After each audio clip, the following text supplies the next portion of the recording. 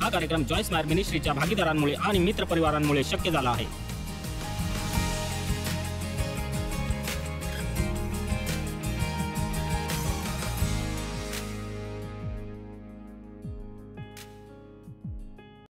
या आठवड्याचा माझा संदेश असणार आहे, कधी देवा कधी.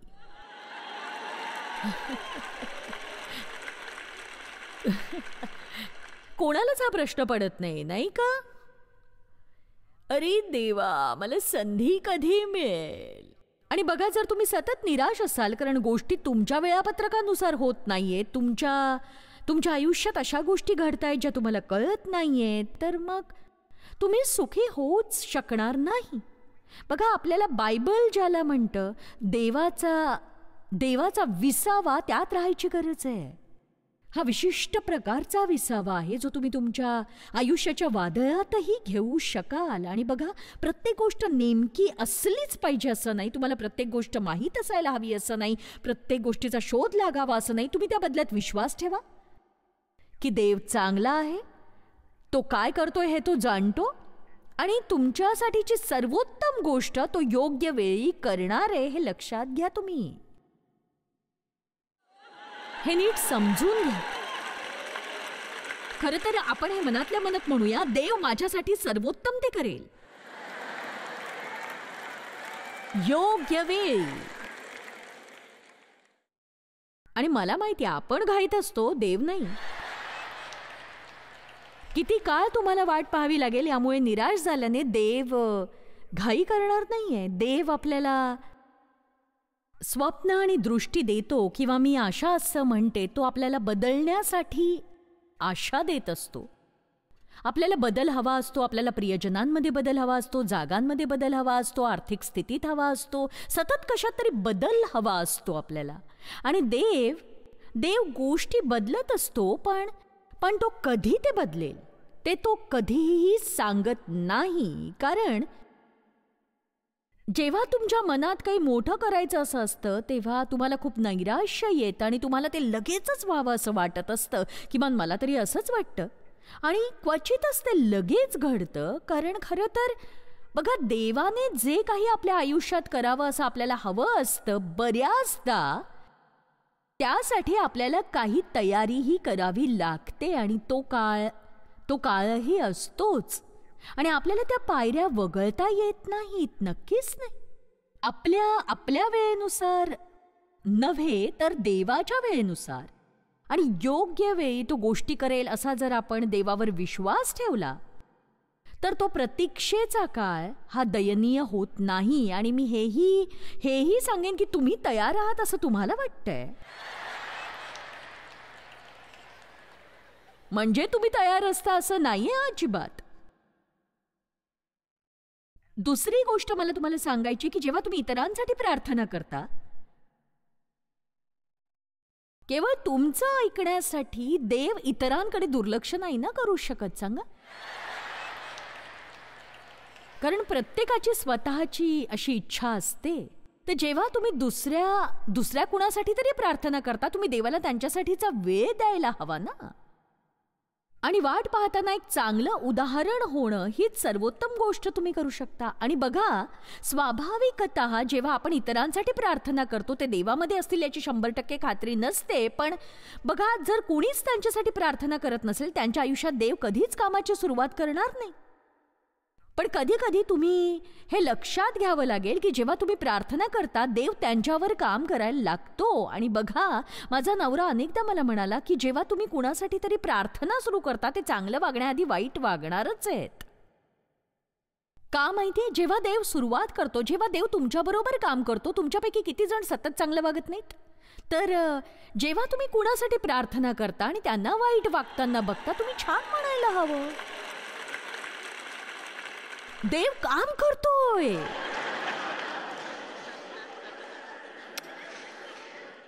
देव समय सूचकतेचं ज्ञान स्वतःच्या शहाणपणासाठी राखून ठेवतो. आपल्यापासून देव ती माहिती का बरं लपवत असतो? का आणि कधी हे आपल्याला सांगत का नाही? का? कधी?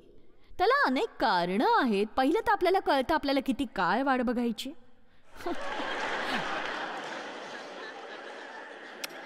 म्हणून देव हा छोटासाच शब्द वापरतो, लवकरच.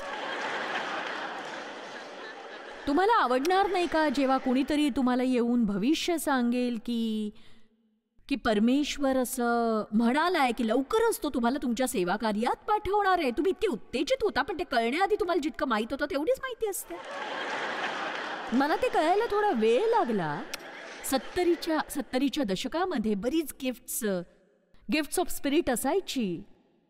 आत्तापेक्षा त्या काळात ती चर्चमध्ये असायची आणि आमच्या चर्चमध्ये वेगवेगळ्या बक्षिसांसकट वेगवेगळे लोक वेगवेगळ्या गिफ्ट सकट द्यायचे आणि न चुकता ते मला बाहेर बोलवायचे आणि माझ्याशी बोलायचे आणि म्हणायचे की चांगले करण्याचा आपण कंटाळा करू नये, कारण आपण न खचलो तर यथाकाळी आपल्या पदरी पीक पडेल. आणि बघा, खरं तर मला वाटायचं की हे अजून एकदा माझ्यासाठी असलं तरी मी जोरात ओरडेन.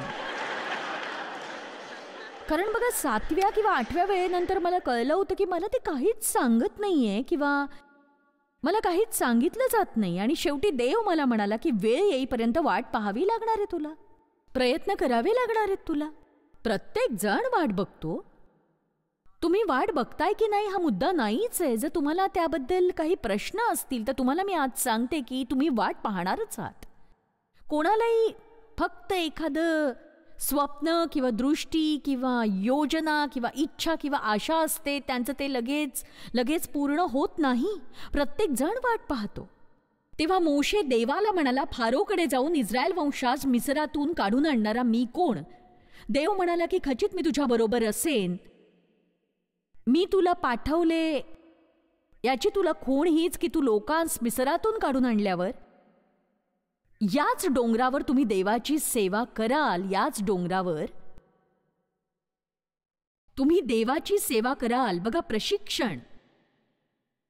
आपल्याला वाटतं देवाने आपल्याला डोंगराच्या कड्यावर प्रशिक्षण द्यावं, पण त्याला मात्र आपल्याला ते भट्टीत किंवा रानात किंवा वाळवंटात किंवा आपल्या नावडत्या ठिकाणीच त्याला द्यायचं असतं.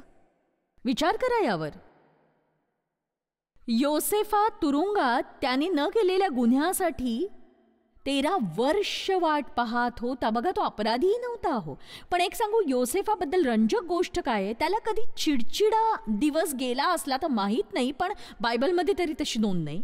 अशा सगळ्या अन्यायी गोष्टींबद्दल ना त्याची वृत्ती इतकी चांगली होती आणि परिणामी तो जिथे जिथे गेला देवाची त्याच्यावर मर्जी होती. आणि बघा, जेव्हा तो पोटिफरकडे गेला ना, तेव्हा त्याच्यावर पोटिफरच्या बायकोची इतकी मर्जी आली की ती त्याच्या मागे गेली आणि मग ती मर्जीच त्याला तुरुंगात घेऊन गेली. पण तुरुंगातही त्याला मर्जी लाभली आणि तो कुठे होता ते गौण होतं, त्याची मर्जी लाभली त्याला. आणि बघा, ते तुमच्या माझ्या बाबतीतही होतं जर आपण चांगल्या वृत्तीने वाट कशी पाहावी हे शिकलो.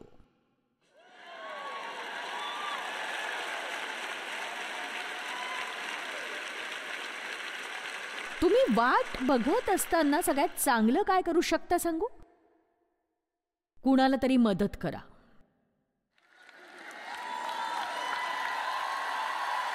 जर तुम्हाला कळायला हवं असेल की मी देवासाठी वाट बघत असताना काय करायला हवं सांगा, कुणाला तरी मदत करा.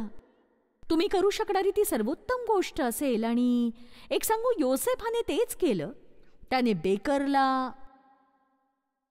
बटलरला मदत केली आणि ते तुरुंगाबाहेर आले. आणि तो म्हणाला, मला विसरू नका. ते तुरुंगाबाहेर आले आणि त्याला विसरले. पण तो कधीच त्यांच्याबद्दल कडवट झाला नाही, तो कधी रागावला नाही. ज्यांनी त्याला गुलामीत विकलं त्या भावंडांबद्दल तो कडवट झाला नाही आणि त्यांना जेव्हा गरज होती तेव्हा त्याने त्यांना मदत केली.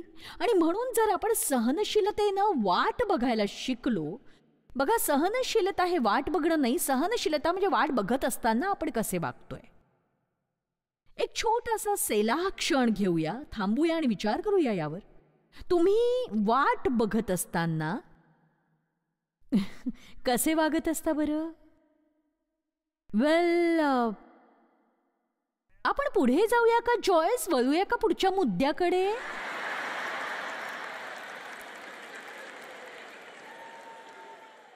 आणि त्या मुद्द्याकडे आपण जाणं हा आपल्या प्रशिक्षणाचाच भाग आहे.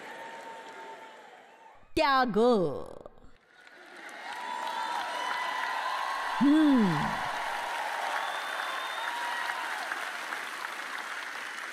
येशूने त्याग केला, शिष्यांनी त्याग केला. येशू म्हणाला मला अनुसरा, आणि ते त्यांच्या कामावरून धंद्यावरून निघून गेले आणि म्हणाले ठीक आहे, काही हरकत नाही, आणि त्याला अनुसरलं त्यांनी. मी माझी पूर्ण वेळची नोकरी, ज्यात मला चांगला पैसा मिळत होता, ती सोडली. घरी थांबून सेवा करण्यासाठी अभ्यास केला. देवाने मला ते माझ्याकडे असेल कधी काही असं सांगितलं होतं, ज्यात त्यावेळी हातावर मोजता येण्याएवढी लोक होते ज्यांना मी माझ्या दिवाणखान्यात शिकवायचे. तुम्ही त्याग कराल, तुम्ही गोष्टी कराल ज्याचा इतरांना काहीच अर्थ लागणार नाही, आणि अर्धा वेळ तर तुम्हीही स्वतःला मूर्ख समजत राहाल नेहमीच. लोकांना जाणून घ्यायचं असतं की तो देवच आहे, मी कसं ओळखू. एक सांगू, मला एवढंच वाटतं, जेव्हा देव तुमच्याशी बोलतो तुम्हाला कळतंच तुम्हाला. कारण जेव्हा देव तुम्हाला काही करायला बोलवतो तो तुम्हाला ते करण्यासाठीचा विश्वासही लगेचच देत असतो. एकदा एक माणूस मला म्हणाला की जितका या सेवा कार्याचा संबंध आहे, तू आणि देव विश्वासाच्या एका अलौकिक देणगीद्वारे काम करता असं नाही वाटत तुला? आणि मला तोवर ते कळलं नव्हतं, पण बघा, वेड्यासारख्या गोष्टी करण्यासाठी आमचा विश्वास होता. म्हणजे अशा गोष्टी ज्या शहाणा माणूस कधीच करणार नाही हो, पण तुम्ही करू शकता. तुम्ही विश्वास ठेवा, कारण देव तुम्हाला तो विश्वास देतो. आणि बघा, आपल्या योग्यतेपेक्षा स्वतःला अधिक मानू नका. तर देवाने प्रत्येकाला वाटून दिलेल्या विश्वासाच्या परिमाणानुसार मर्यादेने स्वतःला माना. आमेन. आणि मग कधी कधी मला वाटतं शेवटची चाचणी म्हणजे, जर तुमचा विश्वास आहे की देव तुम्हाला काही करायला सांगतोय, तुम्हाला खात्री नाहीये, तर बाहेर या आणि शोधा. जास्त वेळ लागणार नाही तुम्हाला शोधायला. मला देवाची सेवा करायची होती, काय करायचं असतं तेही माहीत नव्हतं, आणि देवाची सेवा करण्यासाठी मी काहीही आणि सगळं केलं. म्हणजे मला माहीत होतं की मला शिकवायचं आहे, पण तो दरवाजा अजूनही उघडला नव्हता. आणि मी एका बालवाडीत एक आठवड्यासाठी काम केलं, कदाचित 2 असतील, पण हे माझं काम नाही हे मलाही कळलं, आणि ते लहान लहान मुलांनाही कळलं अहो लगेच. तर बघा, तुम्ही काही गोष्टी करून पाहता, त्या बरोबर होत आहेत का ते बघता. आमीन.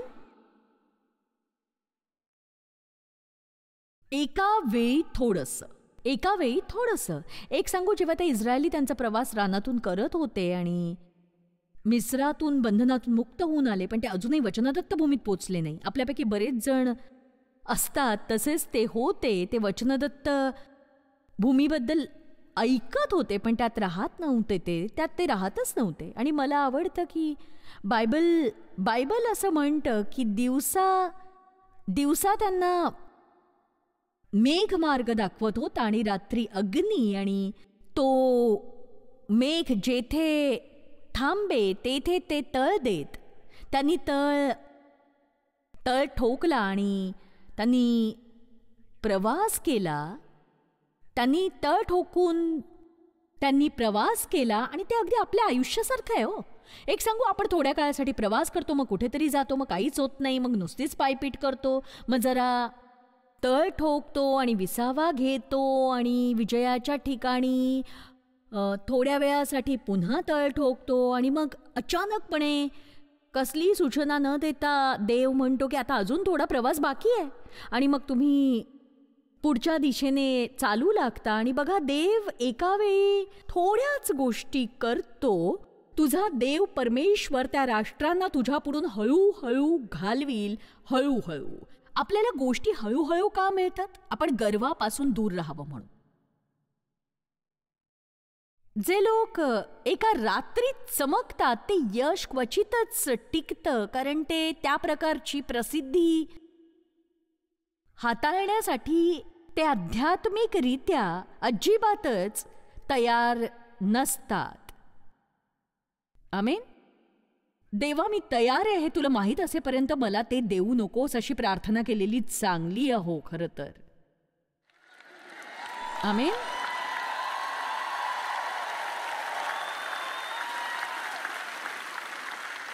बघा, तुम्हाला माहिती आहे की देव गोष्टी पटापट करू शकतो, त्याबद्दल शंका नाही. काहीही जे तुम्हाला देवाने करायला हवे ते तो क्षणात करेल, अगदी एका क्षणात. बायबल म्हणतं फारोने लोकांस जाऊ दिले तेव्हा पलिष्ठी लोकांच्या देशांची वाट जवळची असूनही देवाने त्यांना त्या वाटेने जाऊ दिले नाही, कारण लढाई दिसताच लोक माघार घेऊन मिस्राकडे परत जातील असे देवाला वाटले. आता जर आपण समय सूचकतेबद्दल बोलत असू तर वचनाचा हा भाग खूप महत्वाचा आहे, कारण तिथे जवळचा मार्ग होता जो देव त्यांना दाखवू शकला असता. जवळचा रस्ता असतोच ज्यावरून देव तुम्हाला नेऊ शकतो.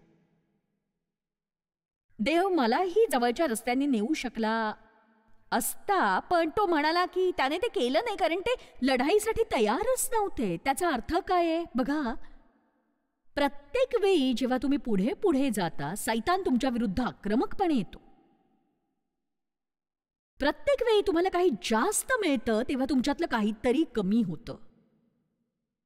जेव्हा योहानाचे शिष्य येऊन तक्रार करतात, गुरुजी पहा, यार्देनच्या पलीकडे जो आपल्याबरोबर होता, ज्याच्याविषयी आपण साक्ष दिली, तो बाप्तिस्मा करीतो आणि सर्व लोक त्यांच्याकडेच जातात, आणि योहान म्हणाला त्याची वृद्धी व्हावी आणि माझा ऱ्हास व्हावा हे अशक्य आहे.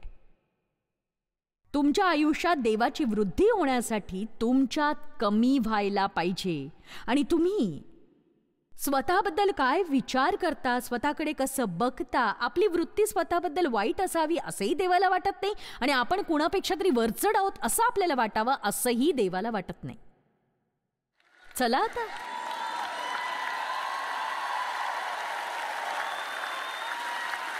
आणि तुमच्या कधी लक्षात आलंय का, सगळेच नाही पण काही लोक जे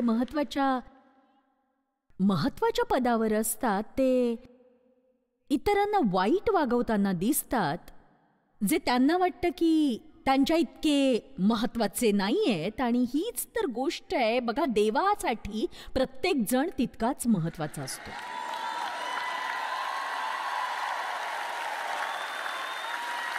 आमीन आमीन आमीन. आपण सगळ्यात वाईट गोष्ट काय करू शकतो तर इतरांशी वाईट वागणं. म्हणजे बघा, देव हे खूपच व्यक्तिशः घेतो.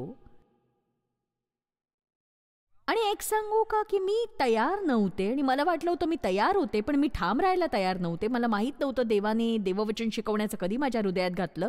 मला माझ्या चर्चमधून निघून जायला सांगितलं. बघा, आपल्याला वाटतं जेव्हा देवाला आपल्या आयुष्यात काहीतरी चांगलं करायचंय, प्रत्येकजण खुश असेल त्यासाठी. पण कुणाच्या लक्षात आलंय, जेव्हा देव तुम्हाला अनुकूल असतो, तुम्ही प्रगती करता, प्रत्येकजण खुश नसतो. कधी कधी ते धक्कादायक असतं, कारण बऱ्याचदा तेच तुमचे जवळचे मित्र असतात. हे लोक ज्यांनी तुमच्यावर विश्वास ठेवावा आणि तुमच्यासाठी असावं, तुमच्यासाठी आनंदी असावं. पण बघा, येशूचं कुटुंब तसंच होतं. ते त्याच्यावर विश्वास ठेवत नव्हते. त्याने मूर्खासारखं वागणं थांबवावं असं वाटत होतं त्यांना.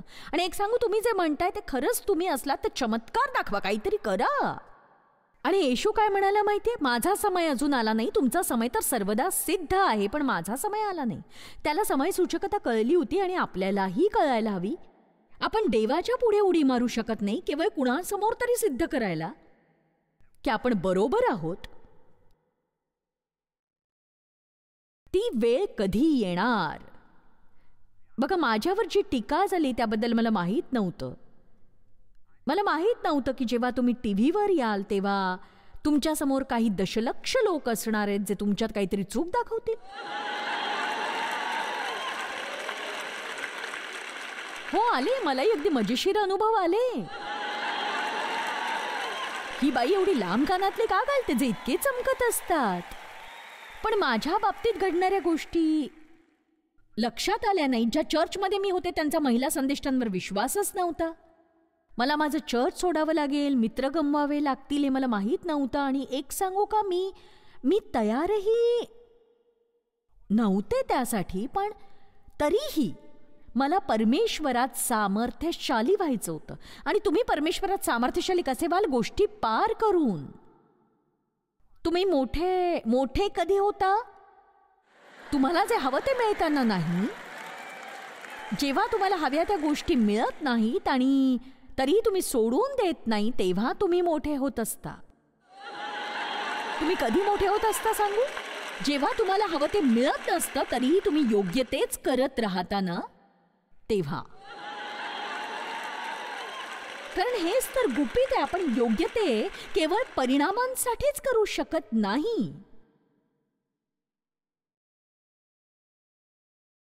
मला हे शिकायला खूप वेळ लागला आणि तुम्ही योग्य ते करता कारण ते योग्य आहे. ती देवाची इच्छा आहे आणि तुम्ही ठरवलंय की येशू स्वर्गाच्या या बाजूला येईपर्यंत तुम्ही ते करत राहणार आहात, जरी तुम्हाला परिणाम दिसला नाही तरी. तर हा प्रश्न नेहमीच विचारण्यापेक्षा की कधी देवा कधी, आपण शिकायला हवं की देव हा चांगला आहे आणि तो काय करतोय हे तो जाणतो आणि तुमच्यासाठीची सर्वोत्तम गोष्ट तो प्रत्येक परिस्थितीत करणार आहे. आपण आपली सहनशक्तीही वाढवली पाहिजे आणि मी असं म्हणते याची नोंद घ्या, कारण आपली सहनशक्ती वाढवण्याचा एकच मार्ग तो म्हणजे आपल्याला ती वापरता आली पाहिजे. तेव्हा सहनशक्तीसाठी प्रार्थना कराल तेव्हा तुम्हाला कशाचा तरी सामना हा करावाच लागणार हे लक्षात घ्या.